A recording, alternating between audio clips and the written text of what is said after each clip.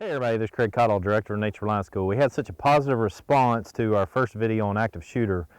We wanted to do another one to do some of the follow-up things that we mentioned in the first video. Today what we're going to be considering is your awareness for an active shooter event and how to sit in a particular restaurant, theater, or wherever it might be, and not necessarily where to sit.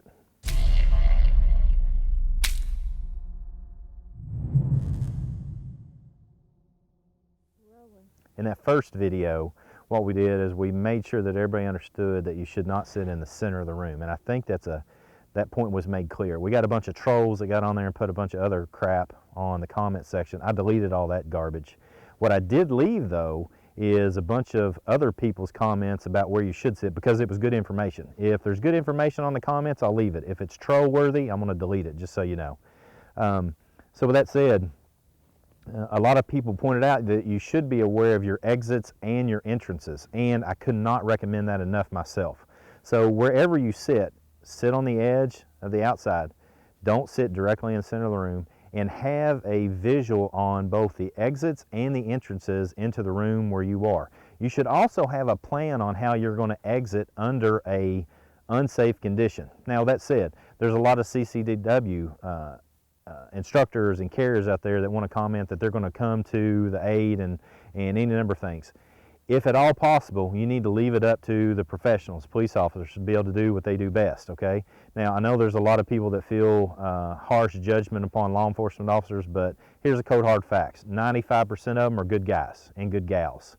There might be a small percentage that are bad, but most of them are professionals and are really good at what they do. And quite frankly, they're better than most CCDW holders. Now, with that said, as you hear in this community of people, the police are minutes away when you only have seconds to live. So if you're a concealed carry permit holder and you're going to utilize your weapon for self-defense, you need to be doing it in such a way that you understand the 4 basic gun rules, okay? And I'll list those in a blog so you know what those are. But with that said, the best strategy for you in an active shooter situation is to know where your exit points are and get out, if at all possible. If you can't get out, then you're going to do what you can to defend yourself. But the best strategy for the average ordinary citizen is to simply leave the situation, call the police, give them a description of what's going on so that they can better do their job when they show up.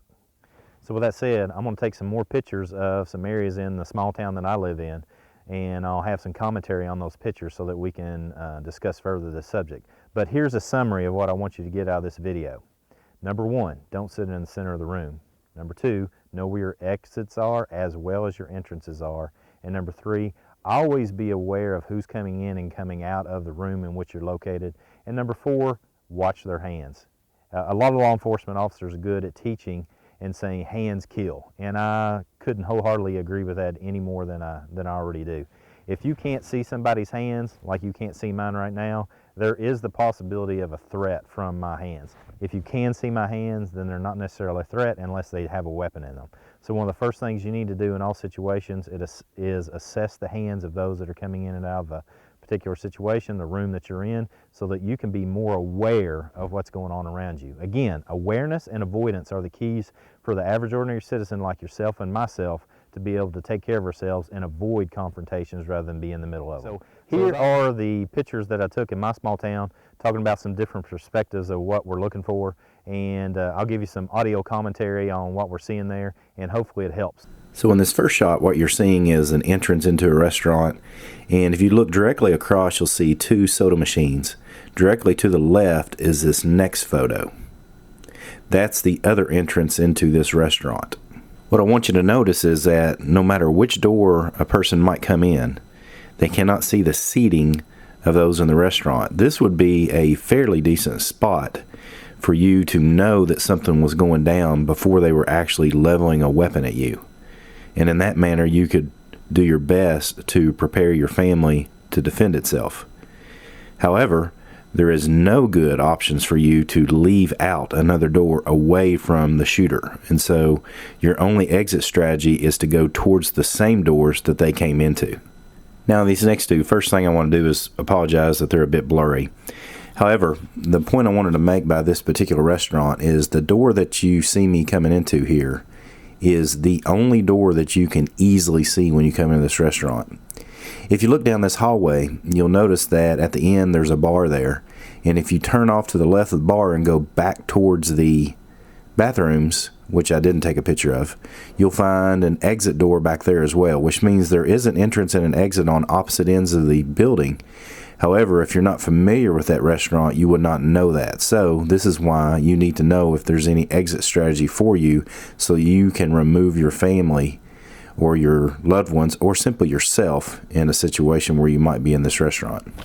Now, this last setup is another building. It's actually a library, and what you see is coming in the front entrance there is basically a foyer area, which should hopefully give you some options if there is an active shooter, because if you're in the main part of the library beyond those other glass doors you see in front there, you might have the ability to exit. There's actually 4 different exits to this building, which is fantastic for you to be able to escape and get away from an active shooter situation.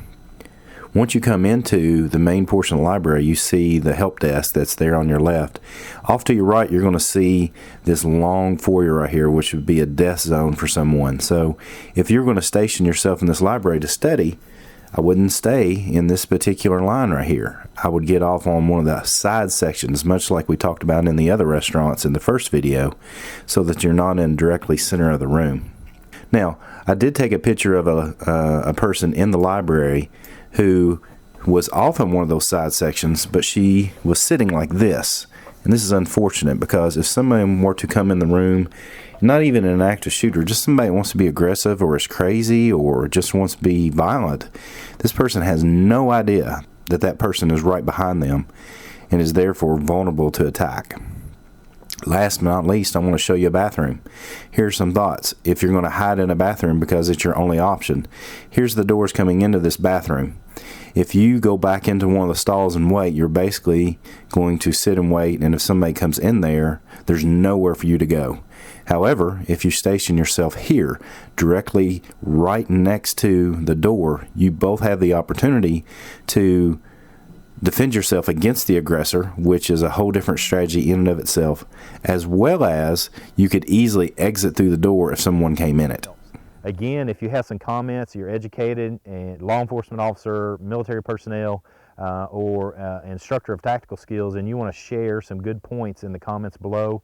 If you've got good research and good background and good history, then put them in there. If you're a troll, then you just might as well move on, because I'm going to delete you and ban you from the channel anyway. So with that said, come on, join in. Let's learn together.